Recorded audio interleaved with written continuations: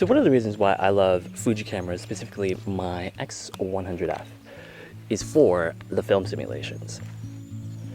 They're basically the killer feature that brought me into the Fuji system to begin with.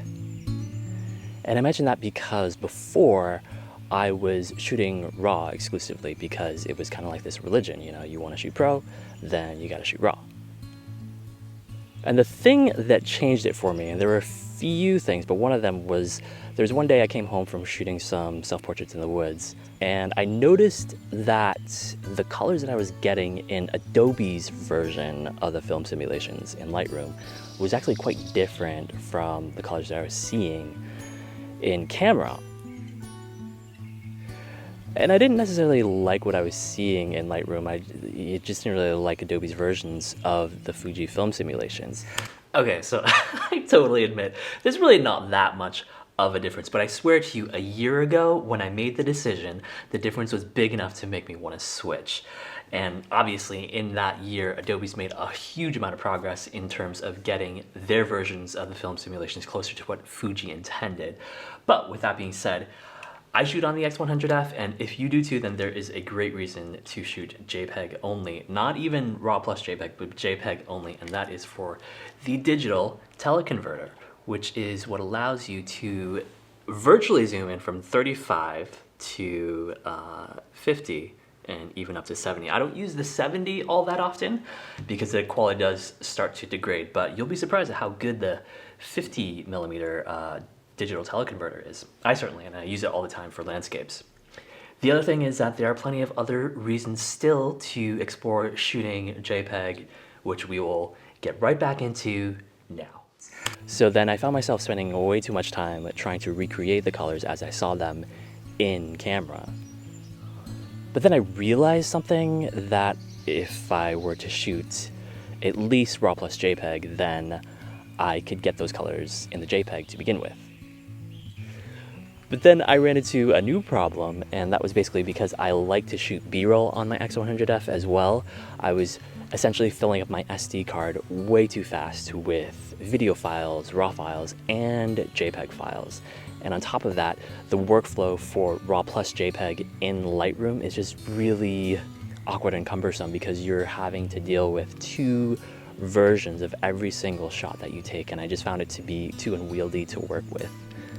So after years of shooting RAW and having the comfort and the flexibility of all the data that you have in a RAW file, I had to ask myself, could I let all of that go?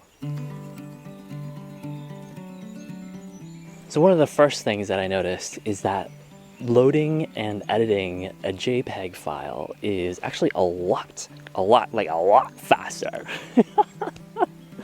than loading and editing RAW files. Because JPEG files are so much smaller, especially if you're on an older computer, you're not upgrading like every 6 months like crazy, like every tech YouTuber out there is trying to get you to do. Things go faster in the downloading process from the SD card to your computer, obviously. And then once you're on your computer and you're working with them, when you're making tweaks to the exposure or the curves or the highlights or the shadows, those edits go a lot faster because they're less taxing on your computer, which is a really big benefit if you're on a lower end laptop or an older machine. And it's not just about downloading, because I use Lightroom CC, which is based in the cloud, right? You have a local copy on your machine and then the cloud backup so that it syncs across your devices. And I noticed that the uploading to the cloud goes a lot faster, and that it downloads onto my iPhone whenever I need to do mobile editing a lot faster as well.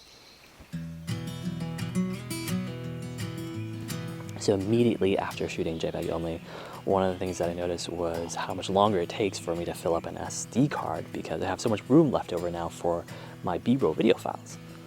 The other thing is that SSDs and cloud storage are pretty much the norm these days, and both of these things are not necessarily cheap. So shooting JPEG only can actually save you money in the long term because you end up being able to fit a lot more photos onto an SSD or an expensive cloud storage plan like Lightroom or PhotoShelter. And this is the interesting thing that I always find about constraint, at least when it's done in a particular way, because obviously too much constraints can be constraining. But in certain situations, certainly here when I started shooting JPEG only and constrained myself to that particular file format and all the limitations that JPEG comes with, I did find a certain kind of liberation that came through, which is really interesting because a lot of people talk about the X100F as being a liberating camera because of that constraint of the 35mm focal length. But I thought, wow, how interesting is it to continue this theme of creative constraint, you know, putting 35mm on top of the JPEG only file format. And I was starting to find this particular theme here and finding liberation within these two constraints.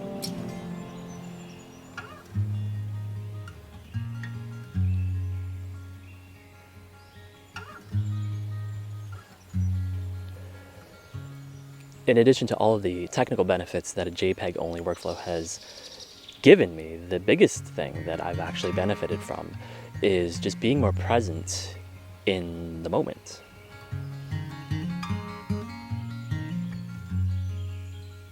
Now, before I even press the shutter release button, I just spend a lot more time taking in my surroundings and focusing on things like composition and exposure, just so that I can get as much of that stuff right in camera before I even take the shots, rather than postponing all of those creative decisions later on in post and thinking that I can fix something or majorly shift something.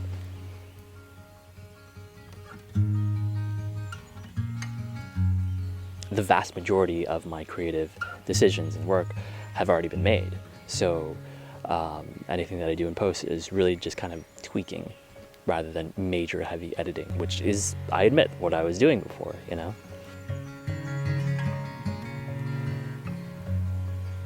So now for me, shooting JPEG only is more than just a setting, it's a creative constraint that has made me more present in my photography. So if anything, if you're not already, or if you haven't tried it, then I kind of dare you to, not kind of, I dare you to shoot JPEG only, even if it's just for one day, and just see what that does for you. Will you be able to risk letting go of something outside of yourself in order to gain something deeper within?